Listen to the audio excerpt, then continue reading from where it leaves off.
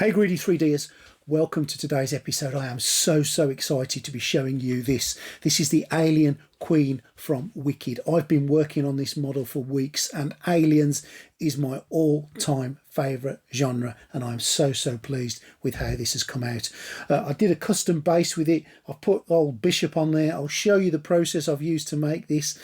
Wow, it was an epic build, the biggest 3D print in resin I have ever done. Stay tuned. Get away from her, you bitch! The GK2 is what I've used to print this using some Sunlu and some JO standard resin. We'll come back to the resins because I've got a recommendation for you in a little while. Here it is all printed. I had one failure because I did one part on the Saturn which failed and I did need to repair that, and I have done a separate video on not throwing away your broken bits of print if you want to check that one out. But as you can see, it's all printed wonderfully. There's still a couple of pieces to go, but it's going really well. Now to stick it all together, I've been using some super glue and some activator spray after making sure of course that things fit together with a little bit of sanding as best they can.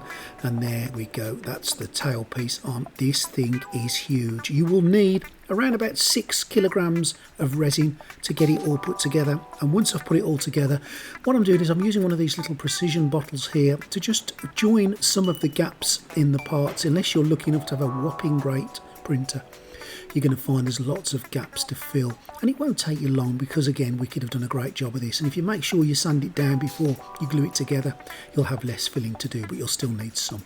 I went across the whole model using this precision bottle, but what I also did for some of the larger gaps or some of the bits where the print just didn't fit properly is I've used some resin and some talcum powder mixed together and then splodged on using an old brush, and then using some UV light just to cure that. This is a great way of filling bigger gaps in your prints with the precision bottle for the finer stuff and with the talcum powder and the resin for the larger stuff. That's the way I deal with gaps. You can use green stuff from Green Stuff World, or you can use Milliput, but I like to use this. It's nice and hard when it's finished. Now of course, whatever you do post work, you're going to need to sand it down. I'm just using some 200 grit sandpaper here just to smooth over any of the little nodules and ridges that you may have been able to see. And there we go, there's another piece going on.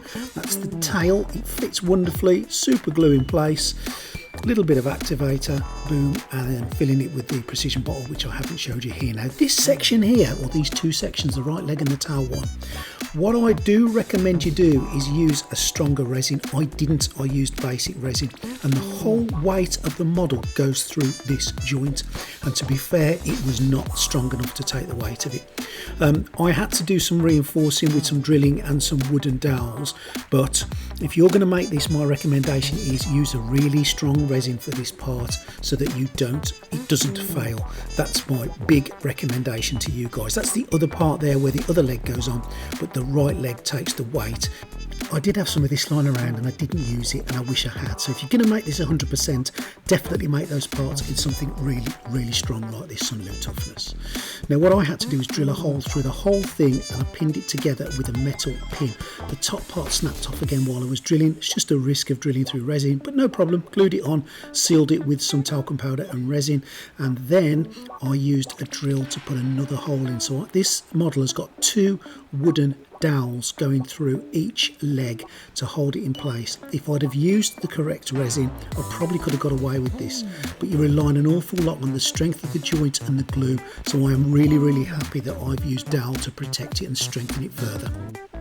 And here I'm just leaving it to dry with the dowels through there. They've been glued into place, and once they're dry I'll snip the ends off and I'll just use a little bit of sandpaper, rub it down and seal it off, and that's done. Now I'm using a little bit of the talcum powder and resin here just to seal the joints, just to give it a little bit more strength and a little bit more rigidity. And I'm also using this stuff, which is some clear UV resin. This stuff sets like concrete. It's great for gluing and it's great for joining 2 pieces together using some UV. UV and to attach the Queen's foot to the base, because again it sets like concrete, and what I've used for the base is literally just a chopping board upside down, £6 from B&Q, bargain, saved a fortune getting a lovely wooden base. We're going to do a bit more work on the base, of course. I'm not going to leave it just like that, but using that UV and super glue, that foot ain't going nowhere. And if it's again what we said is the whole weight goes through that foot and that joint, so you want to make sure it's strong. And as you can see, it's all setting. I've used a piece of polystyrene there just to support it, but I am going to replace that. I am going to put a support there as I feel it is going to need some further support. It is a heavy piece and I've got it just balanced on one leg at the moment. I want to take some of the weight off that joint and the weight off that foot, so I'm going to use something and I'll show you exactly what I used here. So this is some 5mm acrylic rod. Wasn't quite strong enough, so I did use 3 pieces of it and I joined them all together to make it strong. So if you're going to buy some, probably get a little bit of a thicker one. I'd go for at least 1 centimetre in diameter, but the 3 together, glued together, works absolutely fine. And I've stuck it to the bottom of the alien, I've stuck it to the base, and it's supported it lovely. Now what I'm going to use is some of this basic black paint to prime it. I've done it outside because I just can't fit it inside to do it, so making sure I give it a coat all the way across. It's a lovely sunny day, so this is going to dry in no time. Give it a really good blast all the way across.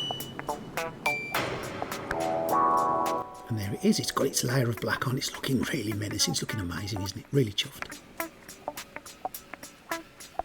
Now we need to protect this black because we're going to be handling it in the next few stages. So what I'm going to use is some Rust-Oleum clear lacquer on this, which is my go-to clear lacquer, and I'm going to use that to protect the whole model all over. It took about a good half of a can to get the whole thing well protected, and I did give it a couple of layers, but I know now once that's dry nothing is taking that paint off.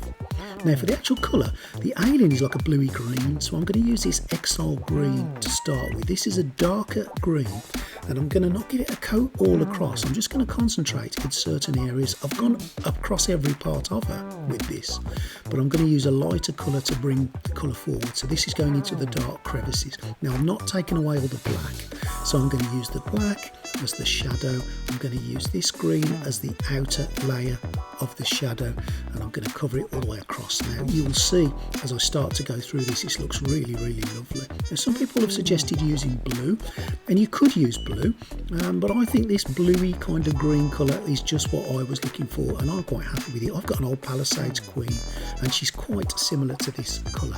And next I'm going to go on to a darker colour, even darker than that one, and that's the Unforgiven, and I'm going to go just on the inside of that with it. So black, the Unforgiven, and then the lighter colour green, and that will give me 3 different shades of the green all the way across, just giving it some variation, just giving it something to look at, and just giving that Queen a layer away from black, and I'm chuffed with it. Now for the highlighted areas, I'm using my favourite ever paint, which is Skeleton Bone.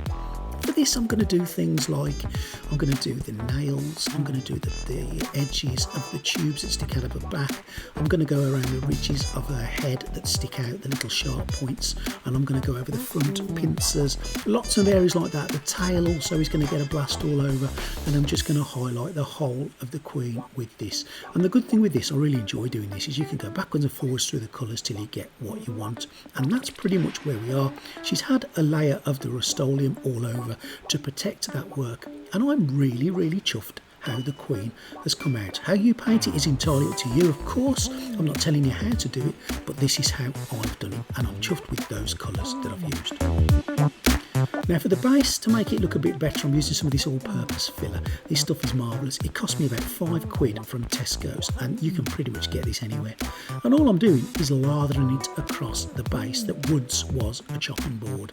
And it's easy way to make bases. Lather it on there, just make it look a little bit rippled and a little bit disturbed by poking your fingers in it, and then leave it for 24 hours to dry. Jobs are good and done. And once it's dry, I'm going to take some of this Dungeons Subterranean terrain paint from the Army Paint from one of the Games Master ranges, and I'm going to give it a layer across. I love this paint, and you can use this on polystyrene, it doesn't melt it. It's great paint. Don't forget the edges, and who would have believed that that was a chopping board? I certainly wouldn't.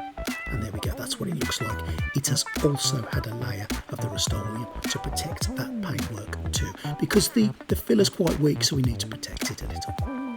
Now for the head has had the same shading as I've done the rest of the Queen already, as you can pretty much see there, especially on the top of her head, that shading. And again, I think that looks really nice. It's not too much more needed on that. So we're going to concentrate now on the teeth. Skeleton bone is the colour I'm going to use initially, and I'm painting the internal teeth first. Don't forget the front and the back of them before moving on to the main set of teeth all across. Now the detail, the uniformation and the Sunlu is printed on this is amazing. It's an excellent quality model and it's come out wonderfully. Now while I've got that skeleton bone in hand, I'm going to pop it on a dry brush. Now if you want to buy these brushes that I'm using, which are excellent, you can get them from the description below. Please have a look into that. And I'm just going to dry brush across the jowl section here, because I'm going to put a bit of a wet look on that after, but I just want to give it a little bit of a look apart from the plain greeny black that's there. And I also dry brushed a couple of the areas as well, just to highlight the Queen up, and that's what she looks like. It hasn't took me long, it wasn't too hard, that was relatively easy peasy, wasn't it? But it's made such a massive difference. Now one of the things that will make a huge difference to her teeth is this pallid bone speed paint, and I always recommend using this across teeth for monsters, werewolves, etc. And the difference it makes onto a plain skeleton bone colour is incredible, and it'll make her teeth look yellowy and dirty and monstery, and that's what it looks like. Wonderful. Really, really pleased. Recommend this all the way when you're doing teeth. Now I'm going to shine them up a little bit, so once it's had a chance to dry, some gloss varnish from Vallejo, and I am going to lather this across all the teeth, inside and out, and across the inside of her mouth, across the jowl area, everywhere around the mouth there, just to make her look a little bit wet and slobbery. And we're going to do some more work to make her look even wetter and slobbier in a minute.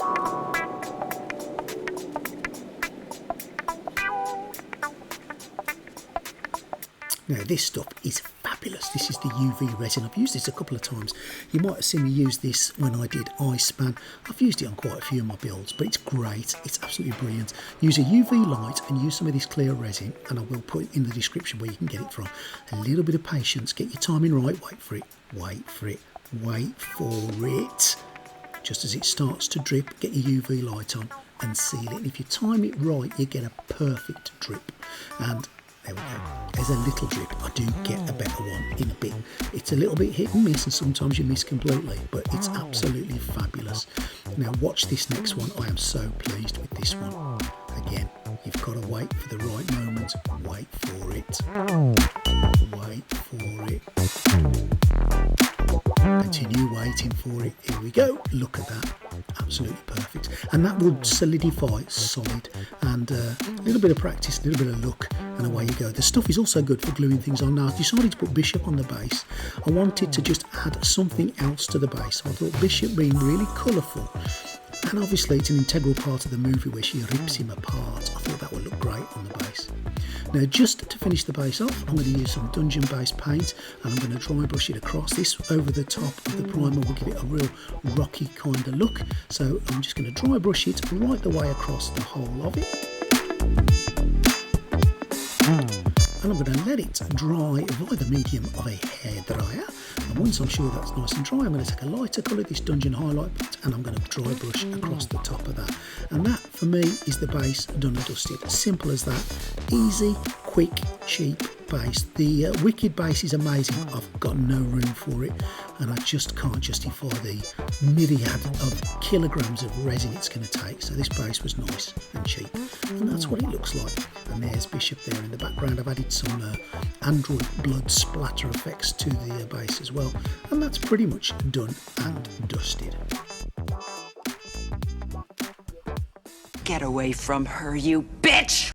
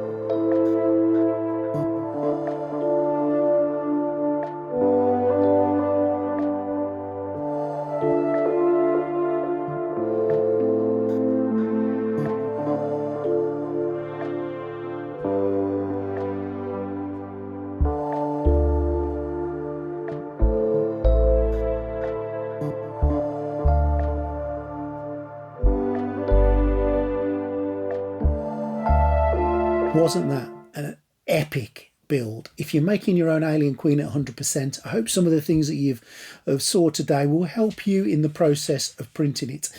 If you want to support the channel, if you want to help me carry on doing what I'm doing, there's a few ways you can do that. You can buy anything you want to buy from the description link, where as an Amazon affiliate, a little bit will kick back to the channel. That really does help.